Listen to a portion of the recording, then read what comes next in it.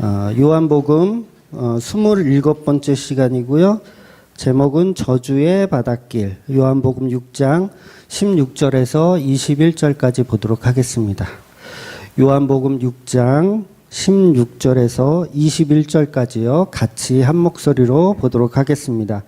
저물매 제자들이 바다에 내려가서 배를 타고 바다를 건너 가버나움으로 가는데 이미 어두웠고 예수는 아직 그들에게 오시지 아니하셨더니 큰 바람이 불어 파도가 일어나더라.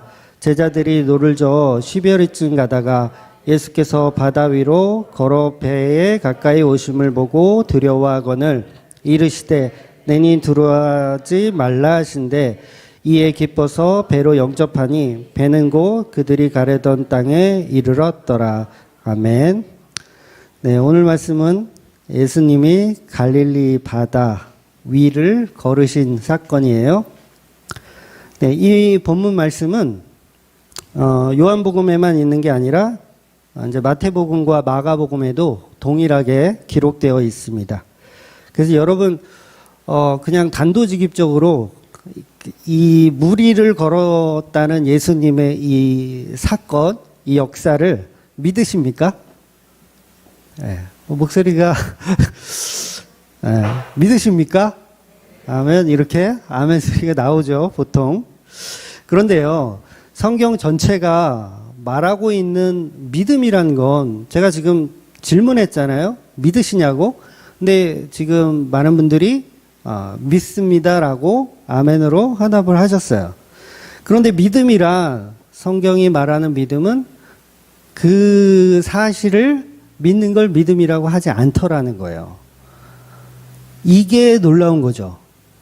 그리고 우리가 한 번 더 생각해 볼 만한 엄청난 문제라는 거예요. 그러니까 믿음에 있어서는 이게 굉장히 중요하다는 거죠.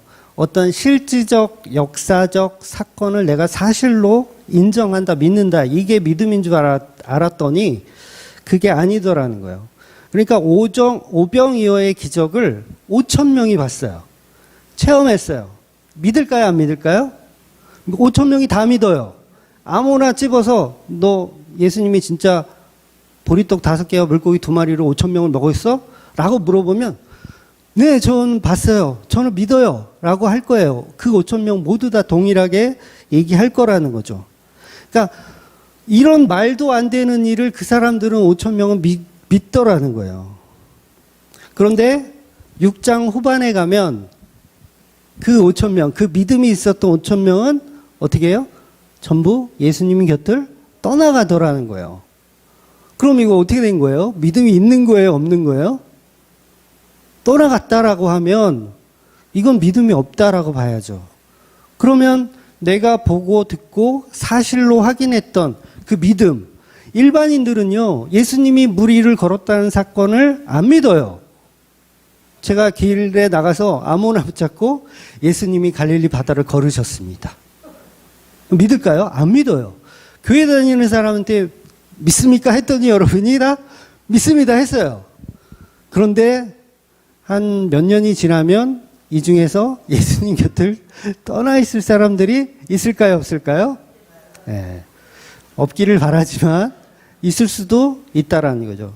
만약에 그렇다면 그분이 갖고 있었던 믿음은 성경 전체가 말하고 있는 믿음하고는 전혀 다른 믿음을 가지고 있었던 거예요. 그걸 종교라고 얘기하는 거예요. 그래서 이 종교는 구분하기가 너무너무 힘듭니다. 그래서 이 종교를 가진 사람도 믿음이 있어요. 헌신도 하고 봉사도 하고요. 돈도 내요. 심지어는 재산을 막 헌납하는 사람들도 네, 많이 있어요. 기독교만 그런 게 아니에요. 불교도 마찬가지입니다. 절 하나 짓는다고 하면 신자들이 막 집을 팔아가지고 절 짓는 거를 이렇게 도와요.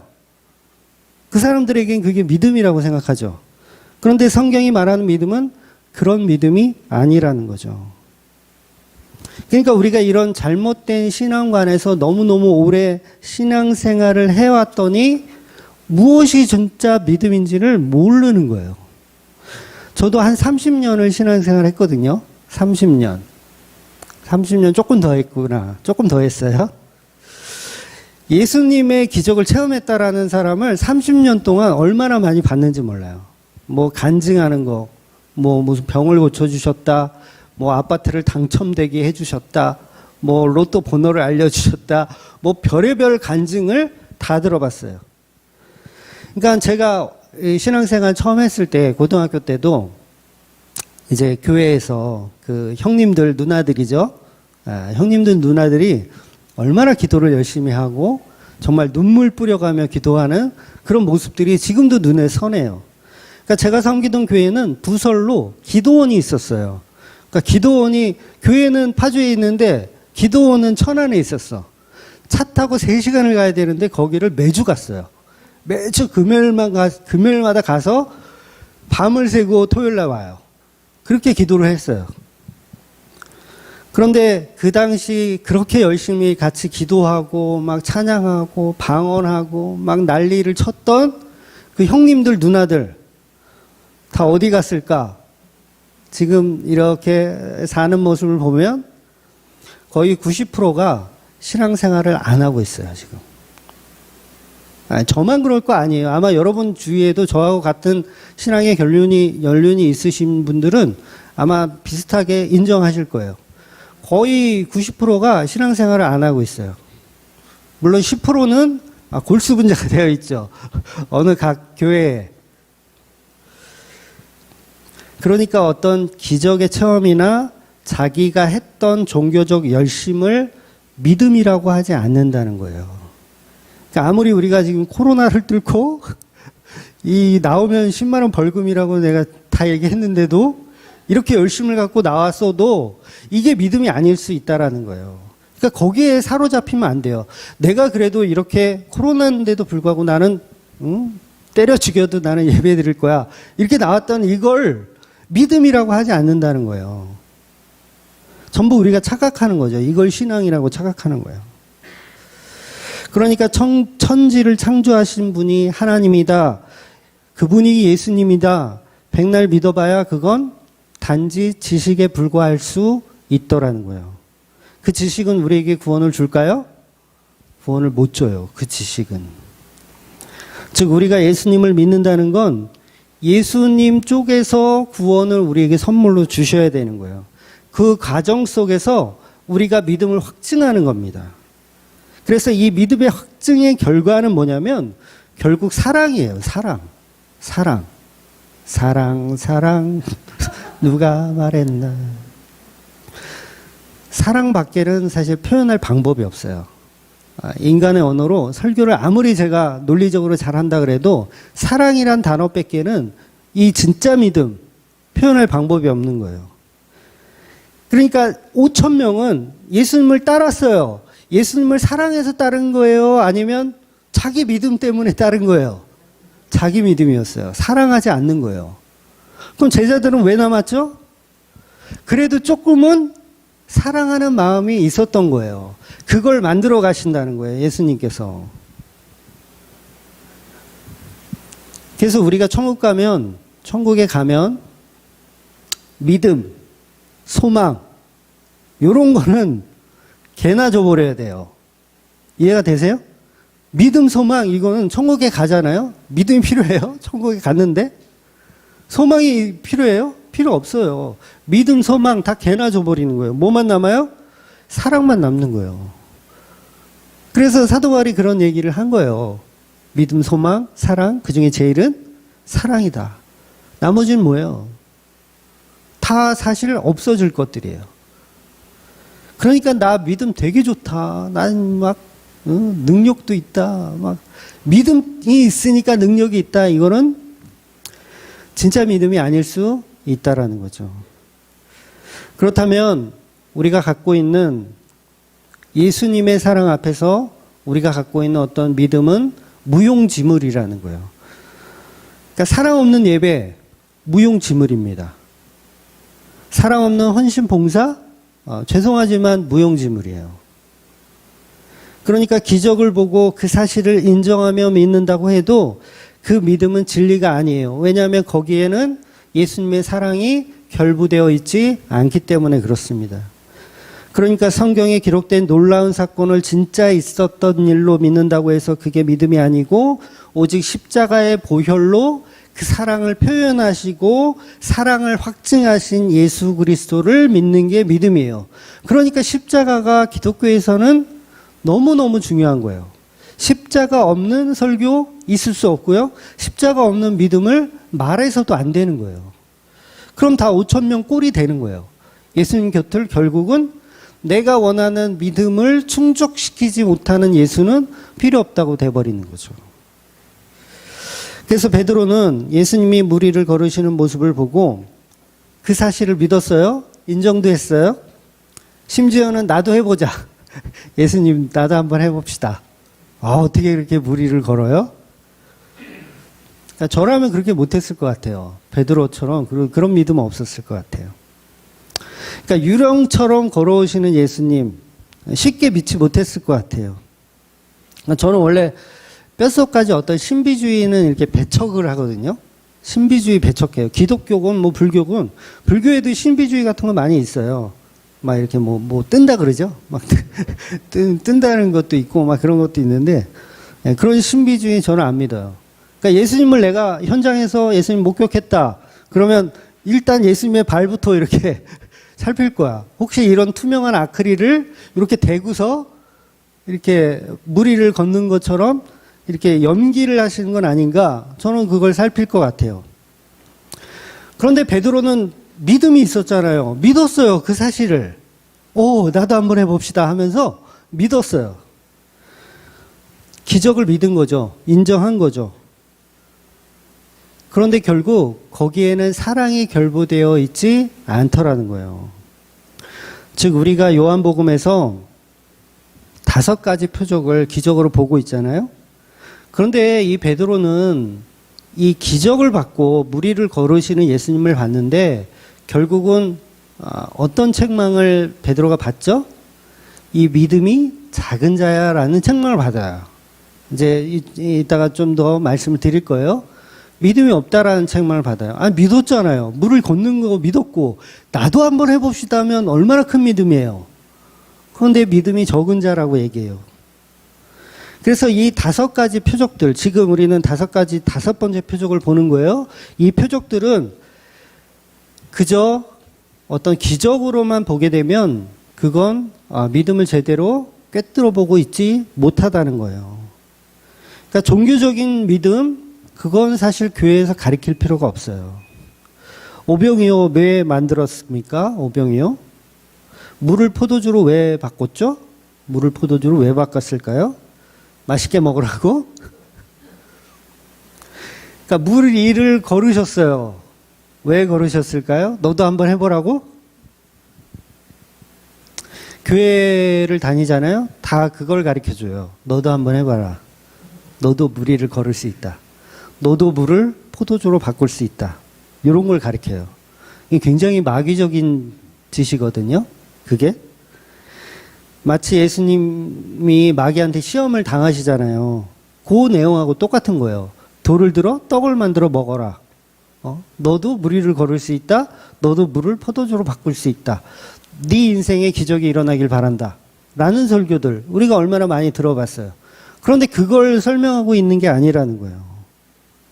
그러니까 신비주의적인 체험을 설명하고 있는 게 아니라 오직 예수 그리스도가 그 기적을 통한 그리스도이심을 설명하고 있는 내용이고 더 나아가서는 사랑을 설명하기 위한 하나의 과정 속에 있는 거예요.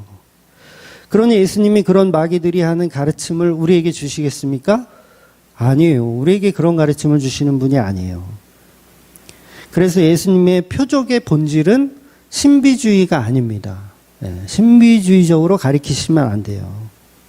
신비주의를 믿는 건 믿음이 아니에요. 아예 믿음이 아닙니다. 성도는 이렇게 조금 더 나아가서 이런 기적을 바라보고 있는 방향이 아니라 오직 표적으로 봐야 한다는 거예요. 이 표적은 결국 십자가라는 거죠. 표적.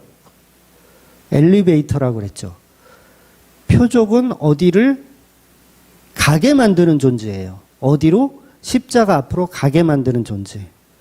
그래서 십자가로 향하지 않는 믿음은 다 가짜 믿음이라는 거죠. 결국 5천 명이 떠난 이유는 뭐냐면 십자가로 안내하는 길을 따라서 와봤더니 십자가야. 그러니까 못 알아듣겠어. 그래서 떠나는 거예요. 그걸 알아보지 못하면 믿음이 없는 소경이라고 하는 거예요. 그런데 많은 종교인들은 아직도 이 기적을 기적으로만 믿고 있고 또 그런 기적을 우리 일상에서 이루어 가려고만 노력하더라는 거죠. 그건 다 가짜 믿음이라는 거예요. 뭐 심지어는 자유주의 신학자들은 아예 그 기적 자체도 믿지도 않아요. 그런 사람들도 있어요. 뭐 오병이어 같은 경우는 어떤 꼬마가 자기 도시락을 꺼내서 이렇게 헌신을 하니까 그 모습을 보고 감동을 받아가지고 나도 내 숨겨놓은 도시락을 꺼냈다. 그러니까 너도 꺼내고 나도 꺼내고 5천 명이 다 꺼내다 보니까 이게 배불리 먹고 12바구니가 남았다. 이런 식으로 해석하는 게 자유주의 신학자들이에요. 그러니까 이 교회에서 보는 믿음의 시각이 너무너무 엉터리인 거죠. 그러니 저와 여러분은 오늘 본문에 무리를 걸으시는 예수님을 신비적인 놀라움으로만 보는 것이 아니라 그 저주의 바다, 바다는 저주예요. 이 유대인들은 다 알아요. 그 의미를. 왜냐하면 노아의 홍수가 있기 때문에 바다 하면 저주입니다. 그 저주의 바다를 짓밟고 승리하고 서 계시는 그 십자가의 모습을 본질적으로 담고 있는 말씀이라는 거예요. 그래서 우리가 사실은 잘 알아들어야 돼요. 이 본질을. 기적으로만 보는 게 아니라 이건 십자가의 승리를 표적으로 예표하고 있구나로 보셔야 된다는 거죠. 그러니까 이 사건의 본질은 저주를 이기시는 결국 십자가 이야기를 하고 있는 겁니다. 그래서 십자가, 예수 그리스도로 오늘 본문도 보아야 한다는 거죠. 그래서 지난주 예수님께서 오병이어의 기적을 이루시고 나니까 사람들이 예수님을 왕으로 삼아야겠다고 생각했어요. 왕으로 삼아야겠다. 아주 난리가 났어요. 왕으로 삼아야겠다. 예수님은 십자가에 죽으러 오신 분이잖아요. 왕이 되시려고 하신 분이 아니라 십자가에 죽으려고 오신 분이에요. 그래서 로마를 정복하고 이스라엘의 독립을 줄 정치적 메시아가 아니죠, 예수님은. 그런데 그런 오해를 받아요. 임금으로 삼아야겠다는 오해. 그러니까 급히 자리를 떠나시는 거예요. 산으로 도망가시는 거예요. 말이 도망가시는 건데 이건 진짜 도망가시는 거 맞아요. 도망가시는 거예요. 그 무리들 사이에서 도망가시는 거예요. 그리고 예수님은 제자들에게 먼저 배를 타고 가버나움으로 가라고 말씀하십니다. 그래서 예수님 혼자 산에 올라가시는 거예요. 제자들은 배를 타고 가버나움으로 갑니다. 제자들은 예수님이 없이 자기들끼리 배를 타고 가버나움 남쪽, 정확하게는 벳세다로 가고 있어요. 그 제자들이 대부분 어부 출신이잖아요. 그러니까 이 배 운전하는 거 이거는 어때요? 아주 잔뼈가 아주 굵은 이 사람들이에요. 오밤중에 배를 운전하는 거 우리는 어렵지만 이들한테는 식은 죽 먹기거든요. 오밤중에 배를 운전하는 거. 그러니까 대수롭지 않게 이들은 배를 타고 해가 저문 이후에 늦은 밤에 출발을 하는 거예요. 그러던 중 예상하지 못했던 폭풍을 만납니다. 풍랑을 만나요. 큰 바람을 만나요. 파도가 쳐서 배가 요동치기 시작합니다. 자신만만했던 기능적 모습들은 어디로 갔어요? 없어졌어요. 싹 사라지고 제자들은 두려워 떨고 있어요. 배가 곧 침몰할 것 같아요. 마치 홍해바다에 있었던 이스라엘 백성들이 딱 떠오르지 않으세요? 하나님 어디 계시냐? 지금 이 배에는 예수님이 없는 거예요. 제자들만 있는 거예요. 하나님 어디 계시냐? 우리를 홍해 앞에까지 데려다가 놓고 하나님은 어디 계시냐? 우리를 여기를 다 무덤으로 쓰려고 하시는구나 라고 생각하는 거예요. 그때 예수님이 등장을 하시는 거죠. 등장을 하시는 거예요. 오히려 제자들이 예수님의 모습을 보고 놀라요. 지금 폭풍 때문에 다 죽게 생겼는데 엎친 데 덮친 격으로 이제 저승사자까지 보이는구나. 이제 진짜 죽었구나. 혹시 내가 이미 죽은 건 아닐까? 저승사자가 다 보이네. 지금 이 상황인 거예요. 저와 여러분의 삶도요, 이럴 때가 있어요. 이와 비슷할 때가 너무도 많이 있죠. 그러니까 내가 알고 있는 경험과 지식으로는 충분히 배를 몰고 안전한 지대까지 갈 수 있을 것 같은데 나는 전문가인데 이상하게 폭풍이 치고 한계를 느낄 때가 있어요. 그리고 저승사자를 구경할 때가 있어요. 네. 아닌가요? 그러니까 여러 가지 그런 어떤 저승사자의 의미는 죽음의 끝을 본다, 뭐 그런 의미예요. 사선에 선다, 그런 의미. 그런 경험이 우리한테 있더라는 거죠. 그러니까 저도 장사 같은 거를 좀 많이 해봤거든요. 장사. 뭐 말이 사업이지 장사를 많이 해봤어요. 하는 족족 하는 족족 재미를 못 봤어요. 그러니까 저는 최초로 했던 장사가 20살 때 조그만 이 주점 같은 거, 그 왜 했는지 몰라. 주점을 했는데 그것도 망했죠. 네. 그러니까 그 몇 가지 사업들을 했었는데 하는 족족 망했어요. 심지어는 주말교회도 제가 말씀드렸지만 시즌 1 때 저희 집사님 한 분이 개척 멤버세요. 그분하고 같이 개척을 했어요. 처음에. 그분이 저한테 우리 교회를 이제 부동산에 내놓고 저하고 같이 택배 일을 합시다. 여러분 생각해서 오죽하면 교회 집사가 목회자한테 목회 그만하고 우리 택배 합시다. 애도 지금 애가 4인데 그때는 3이었나요? 네. 애가 3인데 어쩔로 그래. 우리 택배 일을 합시다. 이거 뭐예요? 망한 거예요. 오죽하면 집사가 담임 목사한테, 그때는 담임 목사가 아니죠. 담임 전도사한테 그런 조언을 했겠어요. 망한 거예요. 그러니까 우리 삶에는 항상 이 망하는 경우가 더 많더라는 거죠. 그래서 무엇이 옳은가, 무엇이 최선인가 우리는 늘 고민해요. 늘 실패와 좌절 속에서 살아가는 것이 미안하지만 저와 여러분이고 제자들의 모습이라는 거예요. 이스라엘도 예외가 아니죠. 늘 실패와 좌절 속에 있어요. 적어도 내가 이 분야에서는 공인된 사람인데, 자신 있는데, 여러분 교회 개척 아무나 못하거든요. 아무리 신학교를 나오고 공부를 많이 했어도요, 교회 개척 엄두를 못 내요, 목사님들이. 왜냐하면 자신이 없는 거예요. 자신감. 자신감이 없는 거예요. 그러면 전도사로 개척을 하면 이 속에 자신감이 얼마나 컸겠어요. 교만이죠. 자신감. 나는 이 분야에서는 내가 빠삭해. 최고야. 난 자신 있어. 이런 마음이 있는데 사업을 하는 족족 다 망하더라는 거예요. 다 자신 있었거든요. 저는 사업을 시작할 때 이거 될까 안 될까 이런 마음을 한 건 하나도 없어요. 이거 대박이구나. 이거 하면은 야, 이거 대박이다, 대박. 그런 마음을 했는데 다 실패로 돌아가더라는 거죠. 이렇게 사람은 누구나 도저히 답을 찾지 못합니다. 어느 상황에서든. 그런데 오늘 본문에서 아이러니한 것이 뭐냐면, 다른 복음서를 보면 좀 더 확연하게 알 수 있는데 제자들이 먼저 배를 타고 가고 싶어서 간 게 아니에요. 이해가 되세요? 제자들이 배를 타고 가서 간 게 아니라 명령하신 분이 따로 있어요. 그분이 누구냐면 예수님이에요. 예수님이 놀랍게도 이 상황을 만들고 계셨던 거예요. 마가복음을 한번 볼게요. 마가복음 6장 45절을 한번 볼게요. 예수께서 즉시 제자들을 재촉하사 자기가 무리를 보내는 동안에 배 타고 앞서 건너편 벳세다로 가게 하시고, 그죠? 예수님이 재촉한 거예요. 재촉을 해서 야야, 사람들은 내가 알아서 저기 돌려보낼 테니까 너네들은 빨리 배 타고 벳세다로 가. 빨리 가. 빨리 가. 재촉을 한 거예요. 베드로와 제자들은 정말 가기 싫은데, 예수님과 같이 있고 싶은데 재촉을 하시니까 어쩔 수 없이 명령에 따라서 배를 타고 항해를 시작한 거예요. 막말로 예수님 따라서 산에 올라갔으면 아무 일 없죠.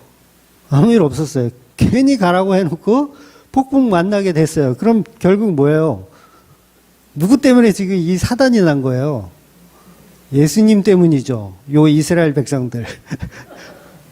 홍해 앞에다 세워놨더니, 아니, 좋은 길 놔두고 홍해 앞으로 데려다 놓은 것도 하나님이죠. 그러니까 이스라엘 백성들이 어떻게 해요? 원망하죠. 이야, 예수님이랑 같이 있었으면 아무 일 없었을 텐데, 굳이 배를 타고 가라고 재촉을 하셔가지고 이 사단이 나게 해? 라는 마음이 제자들 마음속 가운데 있었을 수도 있어요. 물론 성경에는 표현하고 있지 않지만, 여러분, 그러니까 이게 무슨 얘기를 하고 있는 거냐면, 예수님의 뜻대로 제자들은 그 상황 속에 들어가 있더라는 거예요. 그래서 인간은 누구나요, 자기가 태어나고 싶어서 태어난 사람이 한 사람도 없는 거예요. 전부 하나님의 뜻에 따라 태어나신 거예요. 그러면 우리 삶이 폭풍우가 몰아치는 삶이에요. 그럼 원망할 수가 있어요, 없어요? 네, 있죠. 나를 태어나게 해가지고 또 폭풍우에 몰아넣으시고 이런 젠장, 이렇게 할 수 있잖아요. 이게 이스라엘 백성들의 전형적인 모습이에요. 이스라엘 백성들이 나쁘다는 게 아니라 그게 지극히 정상적인 인간들의 모습이라는 거죠. 그래서 이 제자들도 지금 정신이 없는 거예요. 막 속으로는 야, 어쩌자고 이렇게 괜히 예수님은 가라고 해가지고. 그런데 중요한 건 이 사건으로 밀어넣으신 분도 예수님이라는 거죠. 그래서 내 인생은 내 인생인 것 같지만 예수님이 플랜하고 계신, 계획하고 계신 삶이라는 거예요. 여러분, 성도는 이 은혜를 아셔야 돼요. 그래야 자존감이 생겨요. 오히려 그래야 자존감이 생겨요. 아, 내 인생은 내 게 아니고 하나님 거구나. 아이고. 오히려 이렇게 좌절하는 사람들 꽤 있거든요. 그러니까 그래서 그걸 부정해요. 그러니까 기독교의 예정론이라고 하는 거, 우리 장로교는 그거를 좀 많이 이렇게 지지를 하는데, 모든 것은 하나님의 계획 안에 있고 우리가 태어난 것도 하나님의 뜻이다. 요게 이제 예정론이에요. 우리의 모든 삶을 하나님께서 주관하신다. 근데 보세요. 요걸 부정해요, 사람들은. 왜냐하면 그렇게 되면 내 인생은 뭐야? 나는 로버트네, 꼭두가시네, 이렇게 돼버리기 때문에 그걸 부정해요. 그런데 한꺼풀 벗겨서 생각해 보면 내 인생을 플랜하시는 분이 동네 바보다 내 인생을 계획하시는 분이 동네 바보다 하면 우리는 절망해야 되죠. 그런데 내 인생을 계획하신 분이 천지를 창조하신 하나님이고 전지전능한 하나님이 내 인생을 계획하고 계시다라는 거예요. 이게 어떻게 은혜가 되지 않아요? 은혜가 될 수밖에 없고 자존감이 더 커질 수밖에 없는 거예요. 사실은 너무 신나는 일이죠. 신나. 내 인생은 내가 막 살아보려고 노력했는데 그게 아니래. 하나님이 내 인생을 만들어 가고 계신 거래. 그러면 이 자체가 신나야 돼요. 그러면 내가 망하더라도, 욥처럼 망하더라도 이 기와장을 벅벅 긁어가면서, 옆구리를 벅벅 긁어가면서 이게 하나님의 뜻이구나라고 그걸 인정할 수 있어야 된다는 거죠. 그러니까 오늘은 물을 포도주로 바꾸는 역사가 일어났고, 내일은 오병이의 기적이 일어났고, 때로는 내가 38년 된 병자였어요. 그런데 그런 치유가 일어났어요. 이 모든 것이 성경에서 말하는 그 하나님이 나를 이끌어가는 삶의 연속이라는 거예요. 그러니까 이 파란만장한 그 인생들, 성경에 수많은 파란만장한 인생들이 있잖아요. 그게 저와 여러분의 인생이라는 거예요. 그러면 신나지 않아요? 아닌가? 너무 우울한가? 아니요, 신나야 돼요. 신나야 돼요. 왜냐하면 그 계획의 끝이 있기 때문에 그래요. 그러니까 예수님의 제자가 된다는 것은 굉장히 신나는 일이에요. 폭풍우가 몰아쳐도 사실은 신나는 일입니다. 오늘 말씀의 결론 부분에 보면 영접이라는 단어가 나와요. 영접. 21절에 나오죠. 우리 기독교에서는 이 영접이라는 단어를 굉장히 중요하게 생각합니다. 그래서 전도할 때도 보면 사형리라는 거 아시죠? 사형리를 갖고 나가가지고 영접하라 그래요. 이렇게 4단계로 설명해가지고 영접기도 따라하라 그래요. 영접기도 할 거야 말 거야 막 이러죠. 그러니까 병원에도 이제 곧 돌아가실 분한테 목사님들이 찾아가 가지고 영접기도 막 시키잖아요. 그런데 사실 그 영접을 결정하는 건 그 사람이 아닌 거예요. 영접을 결정하는 건 사람이 아니라 정확하게는 예수님이 찾아가신 상태가 영접이에요. 예수님이 찾아간 상태. 내가 폭풍우에 휘몰아쳐 있을 때 예수님이 나를 찾아온 상태가 영접이라고요.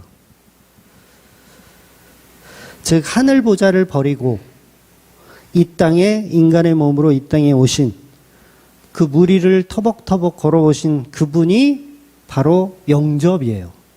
그분이 영접을 받기 위해 우리에게 오신 거죠. 그러니까 내가 예수님을 믿어주는 게 영접이 아니에요. 내가 예수님 믿어주는 게 영접이 아니라 예수님이 찾아오셔서 나에게 사실은 예수님이 나를 영접하는 개념인 거죠. 나와 연합하시는 거예요. 영접을 다른 말로 하면 연합이죠. 나와 연합해 주시는 거. 그래서 이 영접을 예수님이 우리에게 해주시는 걸로 믿으면 그걸 장로교적 교리로 예정론적으로 보는 거고요. 이걸 반대로 해석해버리면 인간이 예수님을 영접해야 된다로 보면 이걸 알미니안주의라고 하는 이단이에요. 요게. 그런데 많은 사람들이 그거에 납득을 당해요. 그거에 납득을 당해. 그러니까 오늘 본문에서 저주에 빠진 제자들을 찾아오신 분은 제자들이 아닙니다. 그럼 영접이란 단어가 기록되려면 예수님이 찾아오셨기 때문에 영접이란 단어가 21절에 기록이 되고 있는 거예요.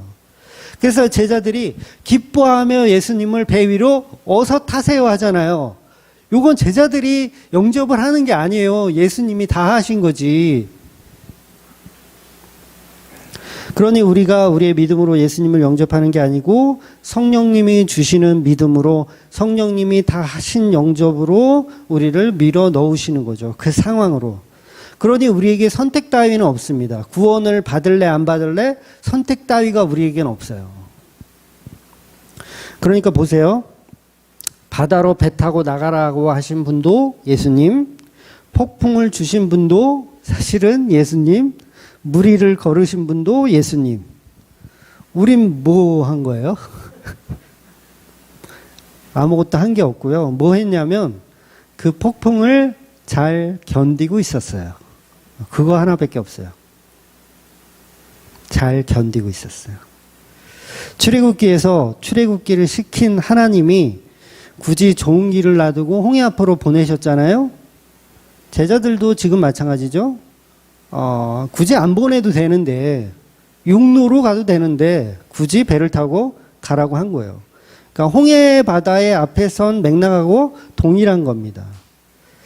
그래서 우리는 거기서 불평불만을 내놓는 것이 아니라 나를 계획하고 계신 하나님, 나를 계획하고 계신 예수님으로 모든 것은 예수님의 뜻이라고 생각하면 내 삶이 저주의 삶이더라도 은혜의 삶으로 바뀔 수 있는 거예요.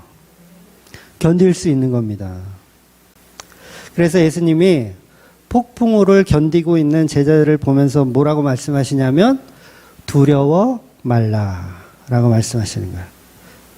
폭풍 잘 견뎠다. 잘 견뎠다. 두려워 말라. 이제는 내가 영접할 때니 두려워 말라라고 말씀하시는 거예요. 그럼 왜 하나님이 이런 폭풍 속으로 밀어 넣으셨을까?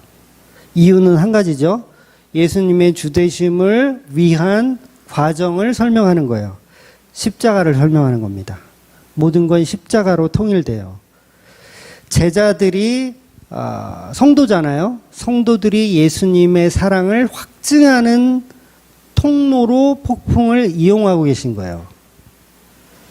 그래서 모든 표적이 십자가로 함몰되는 겁니다. 우리 마태복음 12장 39절을 한번 볼게요. 39절 예수께서 대답하여 이르시되 악하고 음란한 세대가 표적을 구하나 선지자 요나의 표적밖에는 보일 표적이 없느니라.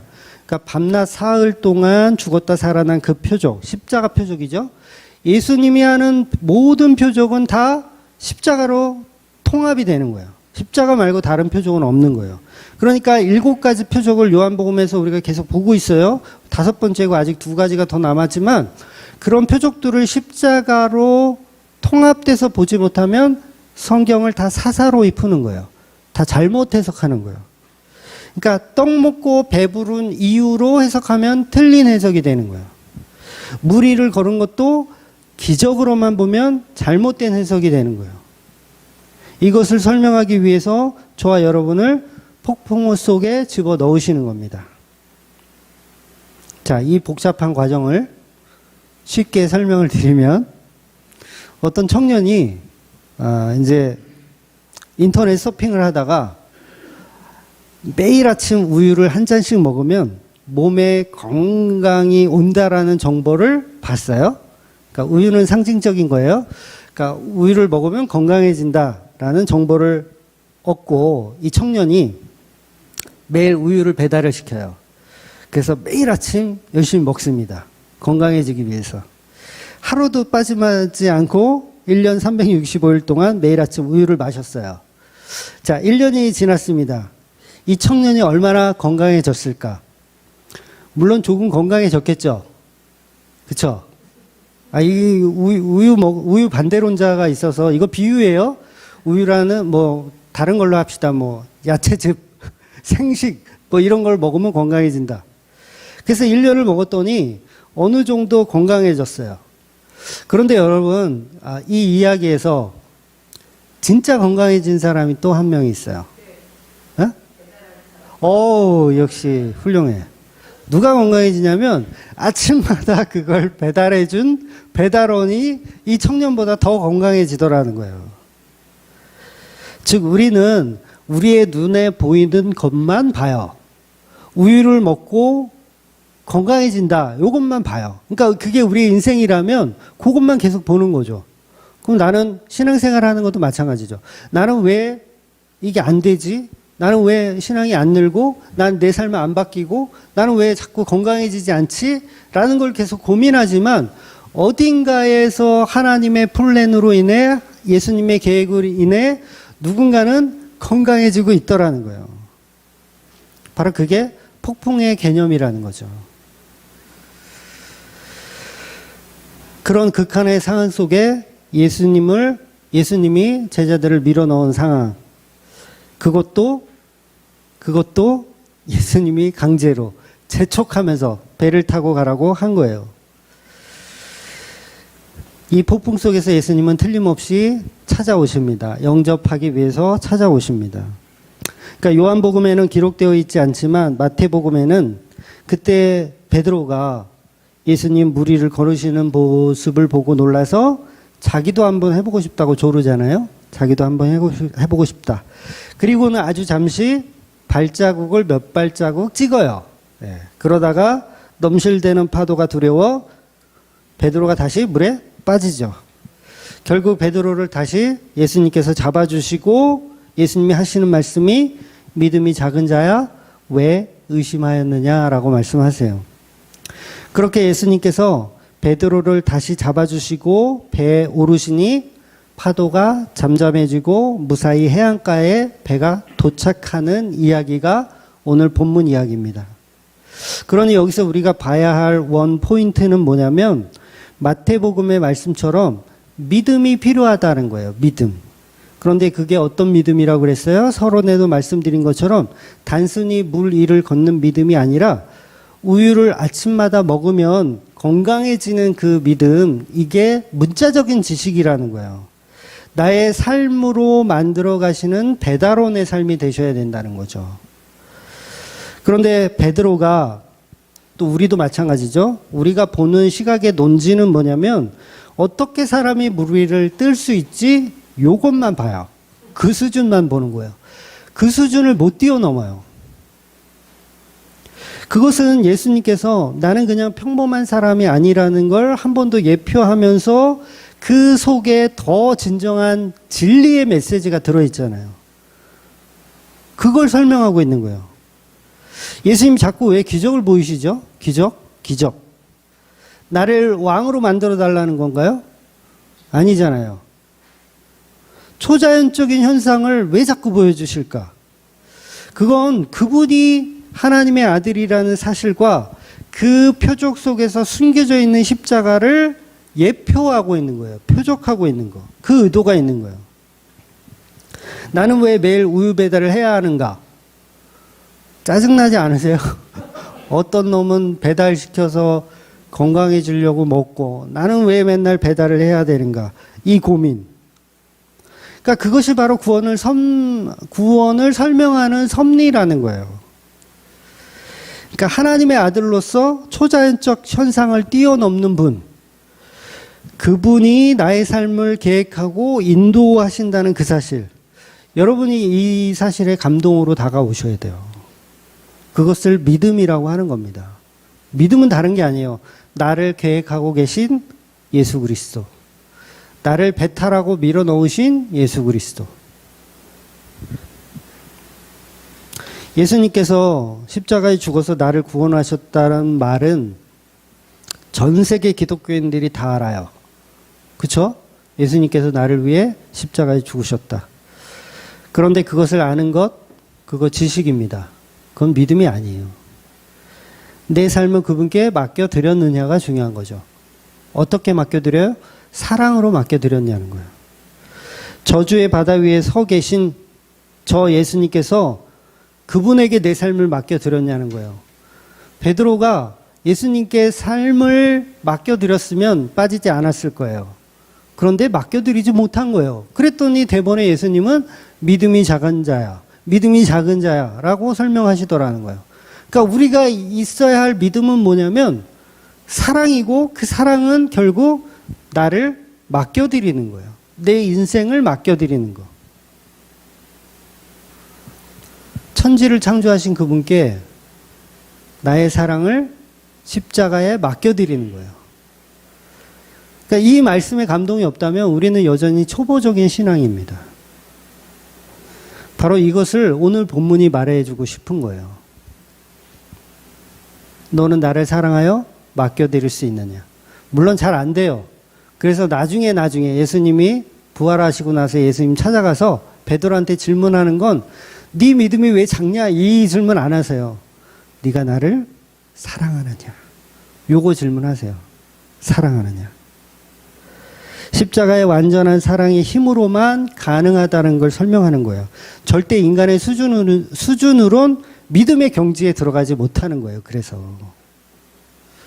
여러분 부모가 이제 대부분 보셨잖아요. 부모가 되면 자식을 사랑하는데 이건 생물학적 사랑이 아니에요. 놀라운 사랑을 하게 되는데 이건 과학으로 풀지 못합니다. 왜 부모는 자식을 사랑하는가? 과학적으로 이걸 증명해 보세요. 어떻게 증명할 거야? 뭐 유전자가 같아서? 여러분 유전자가 같아도 내가 모르는 애면 사랑하지 못해요. 그러니까 어릴 때 만약에 헤어졌어. 유전자가 같은데 어릴 때 헤어졌어. 애가 유아가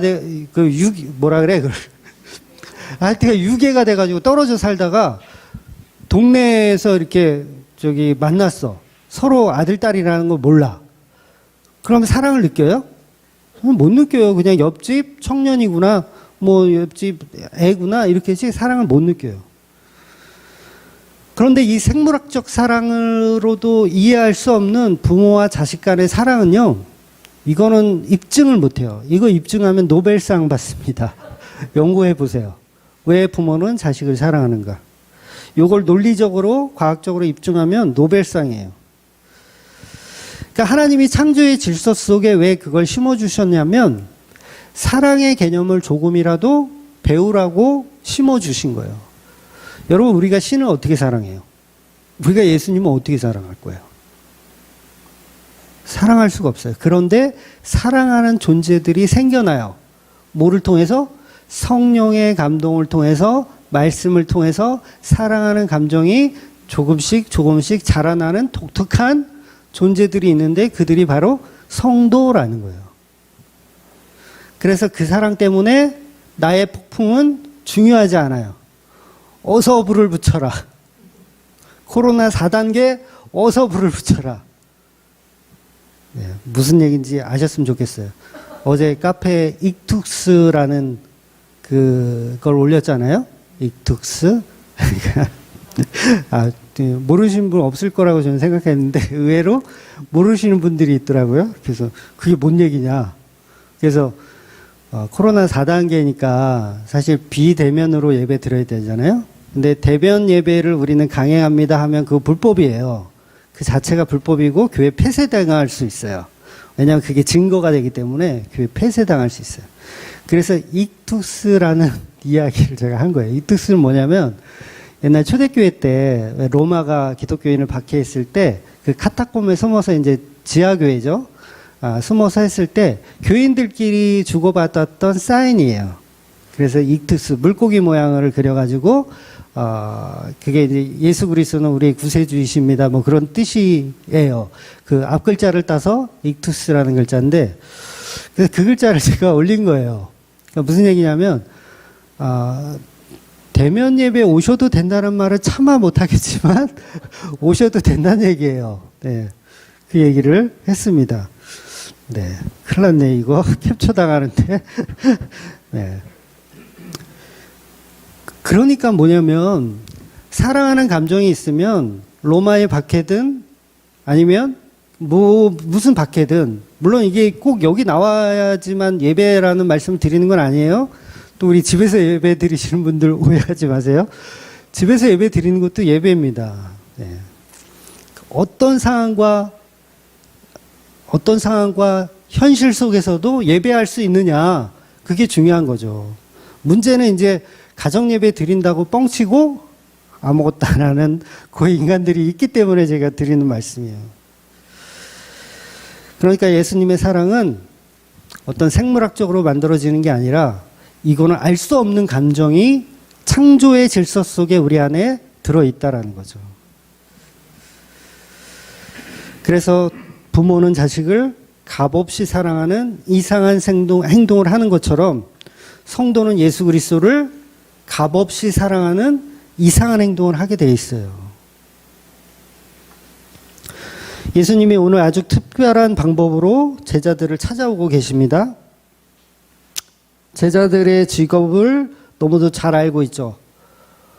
바다라는 도구를 사용하고 계신 거예요. 제자들이 너무도 잘 알고 있는 바다라는 도구. 이것만큼은 내가 전문가야라고 할 만한 것을 들어다가 사용하시는 거예요. 그러니까 예수님이 아주 노골적인 거죠. 어떻게 보면. 분명히 이 제자들은 자신 있었을 거예요. 배 모는 거는 내가 아주 자신 있지. 그런데 거기에 집어넣으시더라는 거예요. 나는 안 되는군요. 그 말로 끌어내기 위해서. 내 재주로는 불가능하군요. 그걸 끌어내기 위해서. 너 고기 잡는 일 그렇게 자신 있어? 배 풍랑 그거 그렇게 자신 있어? 네가 최고야? 네 힘이 대단해? 어디 한번 해봐. 우유 먹으면 건강해져? 어디 한번 쳐먹어봐. 그런데 정작 건강해지는 사람은 우유 배달원이더라는 거죠. 그러니까 우리에게 몰려오는 건요. 우리의 자신감으로 살게 되면 우리에게 몰려오는 건 결국 공포뿐이 없어요. 공포. 그때 예수님이 찾아오시는 거죠. 너희들은 나 없이는 안 된다. 이 얘기 하시는 거예요. 너희들은 나 없이 안 된다. 바로 그렇게 예수님이 그 저주의 바다에 제자들을 찾아오십니다. 이것이 곧 영접이에요. 즉 예수님께서는 지금 길을 만드시고 계신 겁니다. 어떤 길을 만드시냐면 바닷길을 만들고 계세요. 바다는 저주라고 했어요. 저주에서 길을 만들고 계세요. 이 십자가죠. 십자가라는 저주에서 창조를 내내고 계신 거고 십자가라는 저주에서 길을 만든 계신 거예요. 그래서 그 길을 따라오는 자들이 영접당하는 거죠. 불가능한 길, 저주의 길, 바로 그 길이 구원의 길이라는 거예요. 그래서 그 길은요, 베드로가 만들 수가 없었던 거예요. 베드로가 만들 수 없어요. 베드로가 길을 걸었다면 베드로의 주가는 더 올라갔을 거예요. 그런데 베드로는 물속에 빠져요. 인간의 힘으론 길을 만들 수 없습니다예요. 아무리 어부여도 불가능하다라는 거예요. 베드로가 가진 믿음으로는 바다 위를 걷기엔 불가능한 거였어요. 일부러 예수님은 두 가지 다 불가능하다라는 것을 보여주고 계신 겁니다. 그래서 베드로가 예수님을 흉내내 보지만 여의치 못하고 금방 바다에 빠져버리는 사건이 마태복음에서는 등장을 하는 거예요. 오늘 본문에는 없지만. 그러니까 성경에서 바다는 저주라고 그랬어요. 이스라엘 백성들은 노아의 홍수에 관한 이야기를 너무도 잘 알기 때문에 저주의 바다라는 개념이 있어요. 우리 한국 사람은 좀 없지만, 그래서 이 저주의 바다에 빠지지 않으시는 분, 그 저주의 바다를 터벅터벅 걸어오실 수 있는 분, 그분이 바로 이 세상을 창조하신 분이고 저와 여러분의 인생을 계획하고 플랜하시는 분이라는 거예요. 그래서 이 땅은 가시덩굴과 엉겅퀴입니다. 저주의 바다예요. 이 땅 자체가 저주의 바다예요. 그런데 예수님이 저벅저벅 걸어서 우리의 인생이란 배 안으로 들어오시는 거예요. 나 너랑 함께 살고 싶다 하시는 거예요. 그리고 언젠가는 그 폭풍이 멈춥니다. 폭풍이 멈춰요. 언젠가는 멈춰요. 그러니까 그게 천국이라고 표현할 수도 있고, 저는 그거보다는 예수님이 영접하는 순간이라고 봐요. 예수님께 영접당하는 순간 우리에게 폭풍은 폭풍으로 보이지 않는 거예요. 그게 성도의 삶입니다. 여러분, 예수 믿으면 바로 평탄해질 것 같죠? 그렇지 않아요. 삶의 풍파가 여전히 있습니다. 그 풍파와는 상관없이 그럼에도 불구하고 내 안에 평안이 있게 돼요.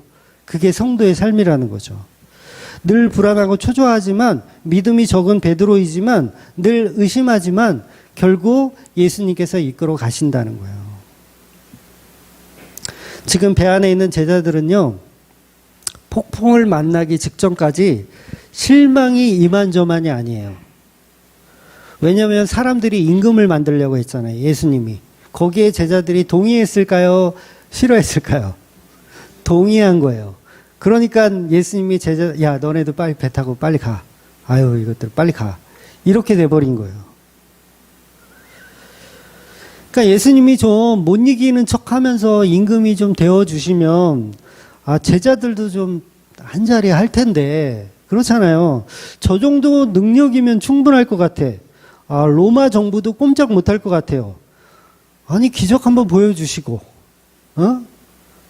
아니, 그 카리스마가 얼마나 있어요, 예수님이. 카리스마로 그냥 로마를 다 정복하면 되는데 산으로 도망가시더라는 거죠. 당연히 예수님이 왕으로 돼야 이게 좀 앞뒤가 맞는데, 이 제자들은 지금 실망이 이만저만이 아니에요. 투덜거리면서 배를 탔을 거예요. 짜증이 있는 대로 났어요. 예수님 왜 저러실까? 다 된 밥에 콧바티리고 계시네. 그때 뭐예요? 예수님이 마가복음에 보면 오병이어의 표적 새까맣게 잊어버렸다는 말씀을 또 하세요. 그러니까 못 알아먹는 거죠, 제자들이 계속. 마가복음 6장 51절 볼게요. 이게 지금 같은 저기 본문이에요. 평행 구절이에요. 마가복음 6장 51절 52절.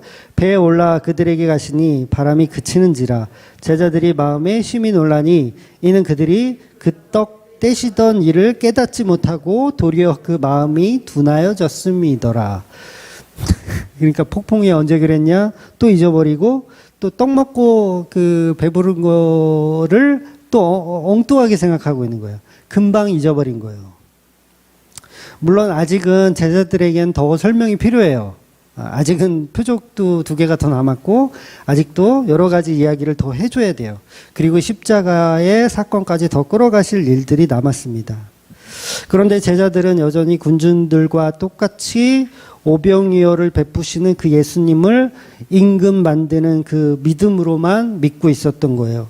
여전히 저주의 바다는 보지 못하고 임금 못 만든 것을 실망하고 있는 거예요. 복음을 진정한 진리로 표적으로 보지 못했던 것이고 오병이어를 하늘의 만나로 보지 못하는 거예요.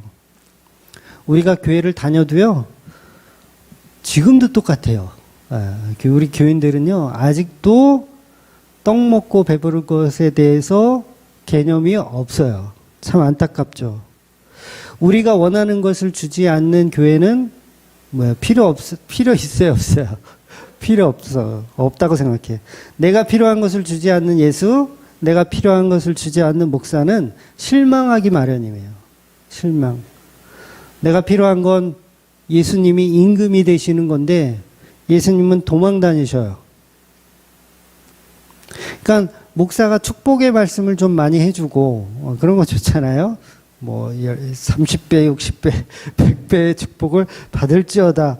막 이런 거 해주면 좋겠는데 맨날 십자가의 저주에 십자가의 저주에 피에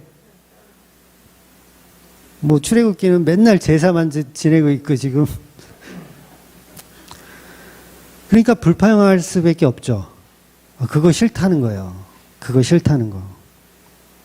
그런 제자들을 예수님은 계속해서 말씀으로 이루어 가시는 겁니다. 마치 모세가 만나를 가지고 이스라엘 백성들을 가르친 것처럼 예수님도 똑같이 구약의 말씀을 동일하게 가르치고 계신 거예요. 지난주에도 이 말씀을 봤는데 오늘 한번 더 볼게요. 신명기 8장 3절입니다. 너를 낮추시며 너를 줄이게 하시며 또 너도 알지 못하며 내 조상들도 알지 못하던 만나를 내게 먹이신 것은 사람이 떡으로만 사는 것이 아니요 여호와의 입에서 나오는 모든 말씀으로 사는 줄을 내가 알게 하려 하심이니라. 만나를 준 이유가 뭔지를 설명해요. 놀랍죠? 만나를 준 이유. 배고플까 봐예요? 아니었어요. 이건 구약의 말씀인데도 불구하고 만나를 주신 이유를 떡 먹고 배부른 뜻이 아니고 사람이 떡으로만 사는 것이 아니고 하나님의 말씀으로 사는 것을 알게 하기 위해서 만나를 주셨다라는 거예요. 그러면 오병이어도 뭐예요? 오병이어도 뭐예요? 마찬가지죠. 떡 먹고 배부르라고 준 게 아니라 그것을 통해서 하나님을 발견하라고 주신 거죠. 그러니까 오늘 본문에 무리를 걸으신 예수님도 그 기적을 보고 기뻐하고 놀라는 것으로 끝나서는 안 되더라는 거예요. 늘 성경은요, 본질이 따로 있어요.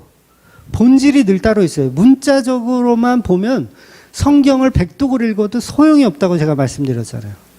본질이 따로 있어요. 백독을 읽어도 본질을 못 보면 계속 헛소리를 해요. 우리도 걸어보자. 우리도 바꿔보자. 그러니까 홍해바다를 걷는 그 사건, 그걸 사실로 믿어도 소용없고 예수님이 무리를 걸으셨다라는 그 사건을 사실로 믿어도 소용이 없는 거예요. 그 속에 있는 저주의 바다를 걸으신 십자가라는 본질을 보셔야 된다는 거예요. 만나를 내리신 분은, 홍해를 건너신 분은 그분이 바로 예수님이라는 거죠. 지난주 결론에서도 말씀드렸지만 보리떡 20개로 그리고 이 옥수수 한 자루 가지고 100명을 먹이신 사건, 그거 누가 먹였다 그랬어요? 하나님이 먹이셨다 그랬어요. 오병이어도 예수님이 먹였어요. 그럼 예수님이 곧 하나님이란 얘기예요. 그렇다면 오늘 본문도 동일하게 홍해를 가르시고 건너게 하시는 하나님이고 그 내용으로 연장선상에서 본다면 예수 그리스도가 바로 하나님이라는 거예요. 하나님이기 때문에 저주의 바다를 걸을 수 있다라는 거죠. 그래서 예수께서 십자가라는 저주의 바다를 걸어가신 거예요. 그래서 길을 만드셔서 이제는 우리가 그 길을 따라가는 거예요. 그 모습을 본 제자들이 더 이상 십자가란 그 저주 속을 두려워하지 않게 되는 거예요. 물론 나중에 알게 되지만 십자가란 본질이 섰을 때 알게 되지만 더 이상은 도망치지 않는 거예요. 십자가가 딱 섰을 때 도망갔잖아요. 오병이어 때하고 똑같은 짓을 한 거예요. 백성들이 한 짓 그대로 한 거예요. 그런데 부활하신 예수님을 만나고 성령이 임하시니까 더 이상 도망가요, 안 도망가요? 더 이상 안 도망가요. 딱 한 사람 도망가죠? 마귀 새끼, 가룟 유다만 도망가는 거예요. 그러니까 예수님을 사랑하는 신부들은 저주의 바다라도 거기서 견디는 거예요. 견뎌냅니다. 그게 영접이기 때문에 그래요. 그러니까 우리가 할 수 있는 건 뭐예요? 예수님 사랑하고 견디는 거예요. 수많은 무리들이 따라오는 거 예수님 싫어하셨어요. 그쵸? 5천 명이 먹고 따라와. 예수님 싫어하셔. 그런데 예수님이 찾아가셨어요. 오늘 본문에. 무리를 더벅더벅 걸어서 예수님이 찾아가셨어요. 그랬을 때 예수님을 제자들이 환영하죠. 예수님이시네. 어서 우리 배에 타세요. 라고 했을 때 예수님이 어때요? 그 무리 속으로 들어가요, 안 들어가요? 무리 속으로 들어가요. 배를 타는 거예요. 이 차이가 뭐예요? 수많은 무리들이 쫓았을 때는 싫다고 절레절레 도망가시던 분이 예수님이 제자들한테는 기꺼이 그 무리들 가운데로 들어가시더라는 거예요. 이게 뭐예요? 누가 찾아왔느냐예요. 누가 찾아왔느냐. 수많은 무리들이 예수님이 찾아왔을 때는 예수님이 안 받으세요. 그런데 예수님이 찾아갔더니 환영했더니 그 무리들 가운데 들어가시더라는 거예요. 그러니까 결국은 예수님이 우리를 찾아오시는 개념이라는 거죠. 그래서 그걸 은혜라고 밖엔 설명할 수가 없는 거예요. 저와 여러분이 신앙이 있어요. 예수님을 사랑해요. 말씀을 들어요. 뭐 종교적인 말씀이 아니라 진짜 예수 그리스도의 십자가 은혜의 말씀을 들었어요. 바로 이게 예수님의 은혜고 사랑이라는 거죠. 이것만으로도 그 사랑이 충분한 거예요. 우리는. 폭풍이 좀 안 멈춰도 돼요. 좀 안 멈추면 어때? 저주의 바다에 옷이 좀 젖으면 어때요? 그렇잖아요? 좀 젖으면 어때요? 좀 인생이 좀 측은하면 어때?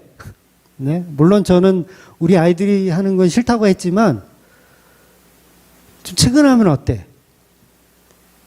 뭐 옛날에는 원망도 많이 했잖아요, 우리가. 하나님 나한테 왜 그러세요? 아이 진짜 씨. 나한테 왜 그러세요? 이런 거 안 해보셨어요? 많이 해봤는데. 그런데 십자가를 바로 알고 그 사랑을 알게 되니까 그 모든 과거가 은혜였음을 알게 되는 거죠. 그러면 견딜 수 있었던 거고 앞으로도 견딜 수 있는 겁니다. 그래서 그 기쁨으로 예수님을 날마다 나의 성전에, 나의 마음속 성전에 예수님을 모시고 사시는 저와 여러분이 되시기를 주의 이름으로 축원드리겠습니다. 아멘. 기도하겠습니다.